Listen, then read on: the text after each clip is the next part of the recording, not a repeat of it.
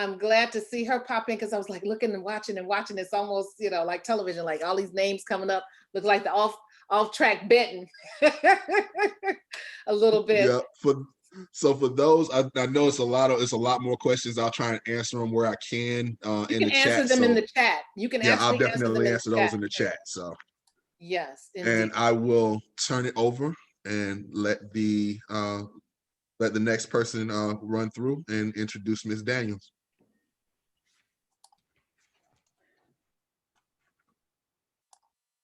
Okay. That would be Sierra K. And unfortunately, what happened was when she came in, her screen, let me find her. She came in and her background wasn't set the way we like it to be. So let me pull her in. There we go. And let me ask her to unmute to come through. And then I think from here, I'm able to elevate. Okay, so I'm learning. So Sierra, can you see us? I can see you. I don't think you can see me though. I can't see you and I can't see Angie. Angie, can you get your video working, please? Mine isn't. Also, her video is working. There Mine we go. Option to do video. Are you coming from your phone or your? My computer. Huh. Well, when I started, I could, but something happened and now I can't. Okay. Well, we're gonna have to. Well, it's gonna be like shooting in the dark, but Okay. let's start you off. Go ahead and get Angie all introduced and whatnot. Okay. Hi, everyone. I'm sorry that you can't see me, but I am Sierra K. I'm a sketch comedy actress, producer, writer, and suspense novelist. I remix fairy tales, fables, fantasy, dark lore into award-winning suspense novels. And today I'm here to introduce Angie Daniels. On my Instagram today, I put up a quote: "After everything is said and done, more will be said than will be done." And as we're going through this, there are a lot of people that are just out here doing, and Angie Daniels is definitely one of those. She's a USA Today bestselling author that's written over 30 novels for imprints such as BET Arabesque, Harlequin Kamani Romance, Kensington Defina, Kensington Aphrodisia books, quite a few. She has won numerous awards, including a Romantic Times Reviewer's Choice Award for When It Rains and an Emma Award for Favorite Erotic Romance for a Delight Before Christmas. So everyone, let's welcome Angie Daniels, and thank you for joining us today. Hi, everybody. Thank you so much for having me. Like 30 minutes ago, I had a panic attack. my heartbeat is still slowing down. So okay, I'm a little breathless. I haven't had one of those in forever. I don't know what's going on today. So I hope it wasn't because of the cavalcade, because I've had enough panic attacks all day for all of us. I was even scared to go down and get laundry because I said, please don't fall. Please don't break a leg. Please don't trip. You know, everything was like, man, it was amazing. Anyway, enough about me. It's okay. But today, I mean, everything to catch my breath. So I apologize for that. I was just like, Lord Jesus, please just get me there. So I'm here and I'm at least able to speak now. I couldn't a few minutes ago. So thank you. I'm so glad to be here. Well, we're glad you're here. We're glad you're catching your breath. Yes, I am. As you can tell, you probably hear me taking some deep breaths. I'm supposed to be doing a reading, so I need my breath in order to be able to do that. So. Okay. Well, do you want to start with your reading, or would you like me to ask you a few questions first? Yeah, why don't you ask me a few questions? Okay. Well, the first question, I mean, you've written over 30 novels for different imprints. How did you initially find your voice as a writer? How did I find my voice as a writer? I think over time, because even when I first started writing back in 2000, I didn't quite figure out my voice at that time. I was writing, enjoyed writing, wrote something that I was real passionate about. But even now, when I read some of the things that I wrote, you know, you say, wow, I used to write like that. So I think I've evolved over time. Okay. You know, I used to be a big writing in the third person. And now I've learned that writing in the first person is really my voice.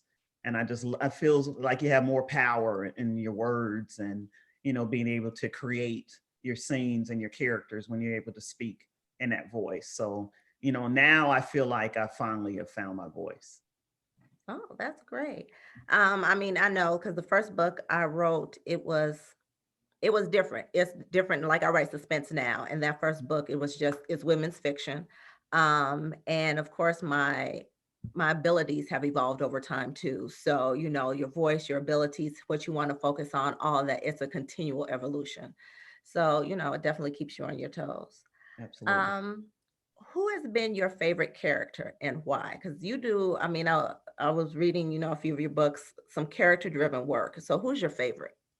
I think my favorite character has been Renee. I mean, I've been a I big fan of my In the Company of My Sister series. I have 4 Mhm. books now. I'll be releasing the 5th one next year. And I love that series because I'm able to just be whoever I want to be with her and all of her friends.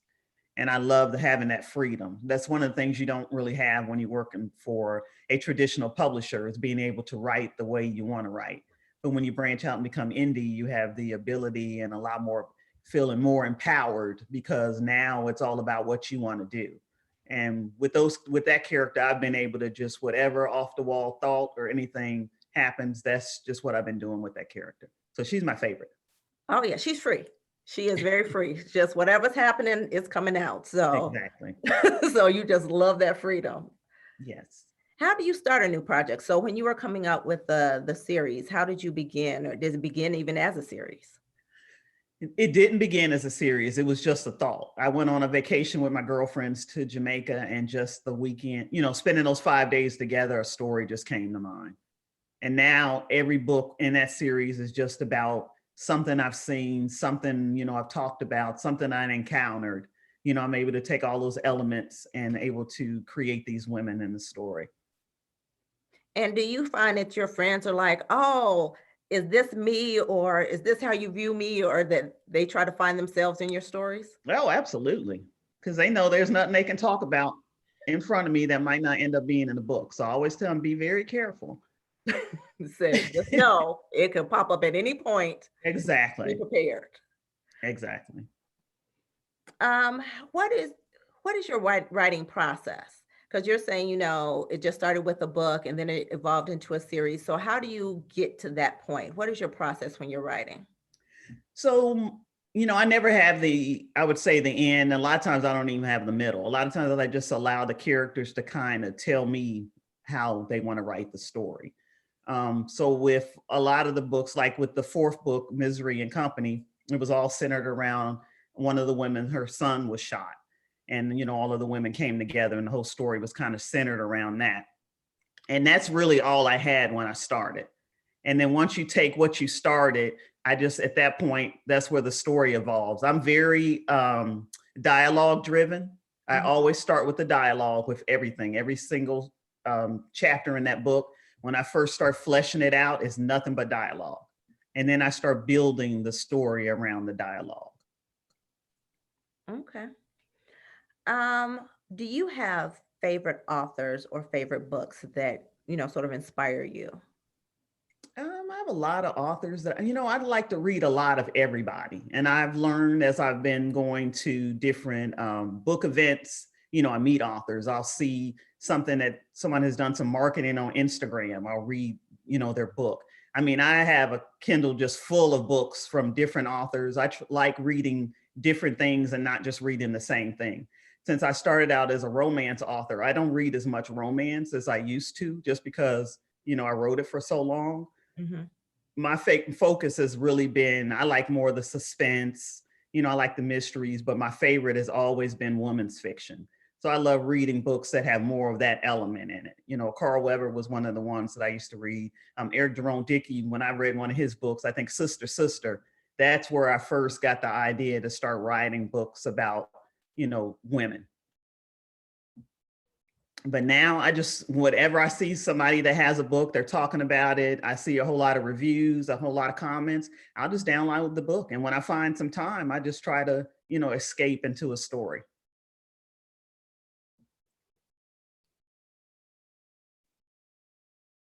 I can't hear you, Sierra.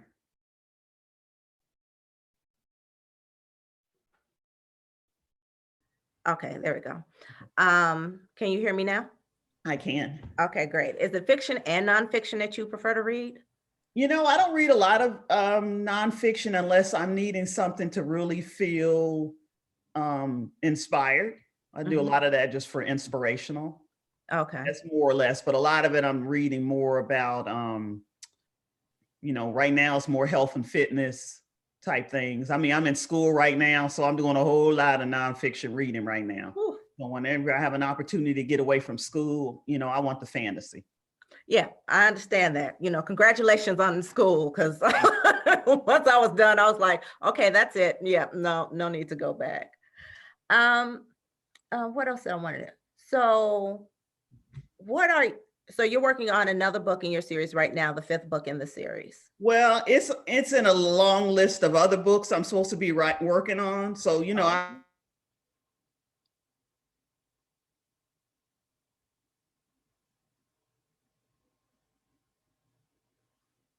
I think Angie, her screen froze. Signal dropped or got stuck. Oh, she's back. There she is. okay, am I there? Okay.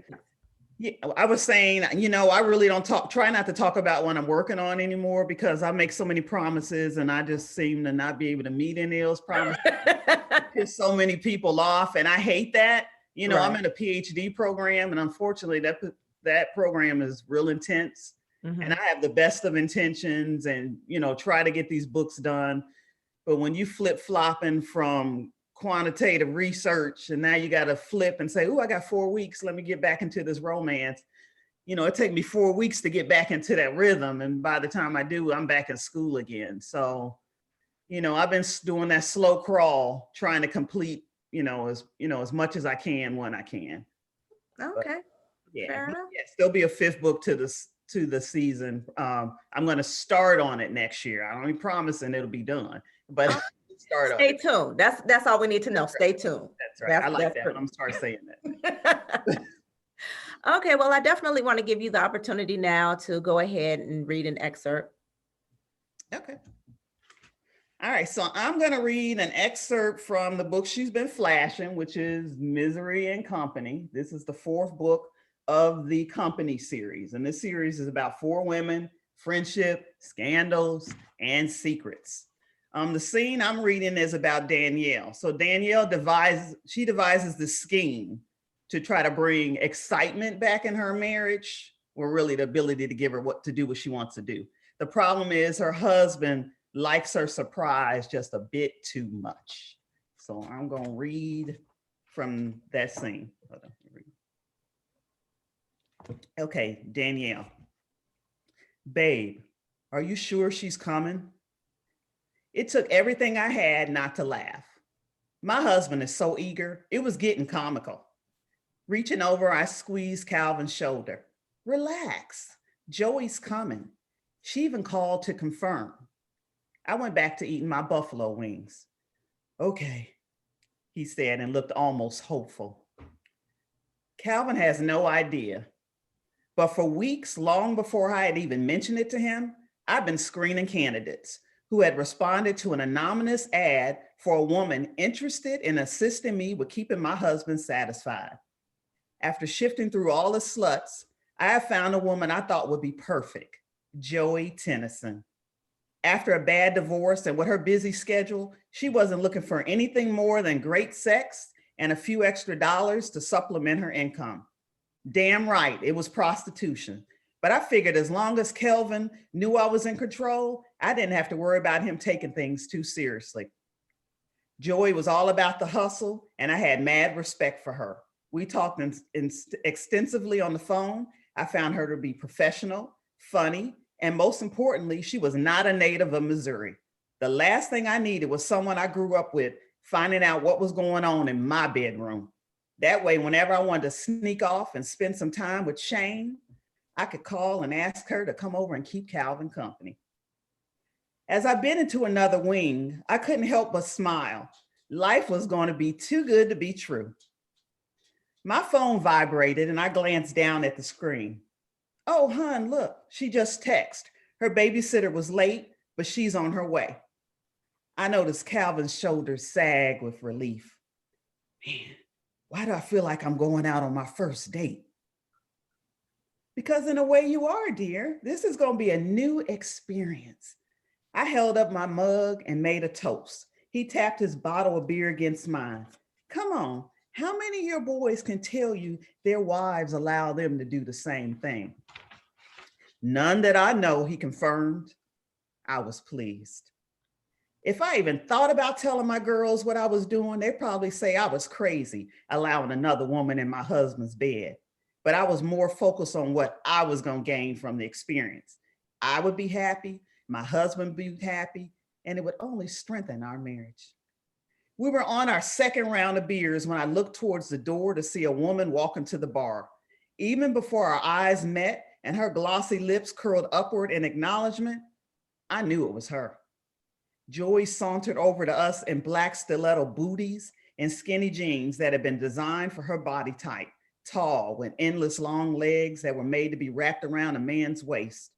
Her hair was dark, long, and straight, and swayed side to side along the center of her back with each step. A pink cashmere sweater dipped dangerously low in the front, displaying a generous cleavage and round, perky breasts. By the time she reached our table, I was already trying to think of a way to get rid of her. Danielle, she said, greeting me with brown eyes. Hi, you must be Joey. I am. She was so giddy. If the situation had been different, it would have been easy to have liked her. Only I already couldn't stand the chick. And this is my husband, Calvin. You should have seen the look on his face, like he just won the freaking lottery. Hello, Calvin, Joey said, and there was no doubt in my mind she liked what she saw. Calvin rose to his full 6'3" height, and I watched the way they were looking at each other, hungry, ready to rip off each other's clothes and get busy on the table. It's a pleasure to finally meet you, Joey, he said with a grin. Too bad I couldn't say the same thing. They both took their seat, and I focused on Joey. I said we wanted different. And we definitely got different. It's just the different wasn't how different I thought it was. I glared out the corner of my eyes. Nowhere in any of our conversations had she ever mentioned the most important thing. Leaning across the table, I blurted out, Joey, how come you didn't tell me you were white? She had the nerve to look like I had been the one hiding my identity. I'm sorry, I didn't think it mattered. Well, it does. I didn't even bother to hide the attitude. Her eyes shifted from me to my husband and then back to me. I'll admit I prefer Black men, so I'm sorry if I didn't tell you I was white, but unless Calvin is against the idea, I don't see what the problem is. I was ready to jump out my chair and tear into her, but Calvin brought a hand to my arm. No, we don't have a problem with it. He looked at me. However, relationships built on lies never last. Guilt flooded her face. You're right. I should have been honest, and I apologize. I just didn't want to be judged based on who I am. I'm sorry. Eyelashes and looking so guilty. I didn't believe it, but Calvin looked happy. Suddenly, I remembered that was what this was supposed to be about. Calvin, not me. Joey's job was to keep him occupied so that I had time to spend with Shane. Therefore, what did it matter who my husband slept with? How about we start over? Joey stuck out her hand. Hi, I'm Joey Tennyson, and I'm a white girl. Calvin laughed and changed the subject. Hi, Joey. What would you like to eat? Wings with hot sauce would be great. They laughed, but I just sat there with my brow rose suspiciously. Calvin ordered another round of drinks, and I watched as the two of them interacted as if they'd known each other forever. I got to go empty my bladder, I said. My words fell on deaf ear because they were so engrossed in a conversation, my comments were ignored. I rolled my eyes and sauntered away with attitude. Then reminded myself this was not about me. I had barely stepped in the stall when I was dialing Shane's number, anxious to let him know, game on. I lowered my panties to my ankle and was squatting when Shane picked up. What's up, babe? He sounded happy to hear from me. It's happening, I said.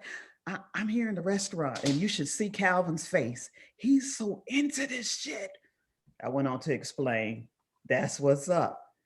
So that means you can sneak over and bring them goodies over here? You are so nasty. Say you don't like it. I laughed. I'll be lying if I did. So you come to see me or what? Shame, baby, I'll see what I can do. You need to do better than see. I'm sitting here in my recliner, horny. I can't believe I was squatting on a public toilet, grinning like a damn fool. Well, so what are you gonna give me if I do? I got some premium D over here waiting for you. I was laughing and yanking at my panties back up my hips with one hand. Premium, huh? I like the sound of that. Let me see if I can get her to entertain Calvin while I step out. I'll call you back in a bit. I ended the call and exited the stall and screamed when I round the corner. Joy was leaned back against the sink, arms crossed, but it was the smirk on her lips that gave me a sick feeling. Joy, I didn't know you were here. I know, you were talking pretty loud. She arched a perfect eyebrow. I was panicking and wondering just how much she heard. That was my girl trying to bribe me to come over and see some badass shoes she just bought. Really? She knew I was lying. Did you come in here to eavesdrop on my conversation or to use the toilet? I snapped, trying to sound in control. Well, I came in here to wash my hands, but hearing you on the phone was just a delightful surprise. Delightful how? She crossed her arms beneath her breasts. It sounds like we'll both get what we want. She winked. Which is? Come on, I can tell you're bored with your husband. I think you found the right woman. How so? I'm horny for some black man and you're craving something new. How perfect is that? I must admit, Joy was one smart white chick.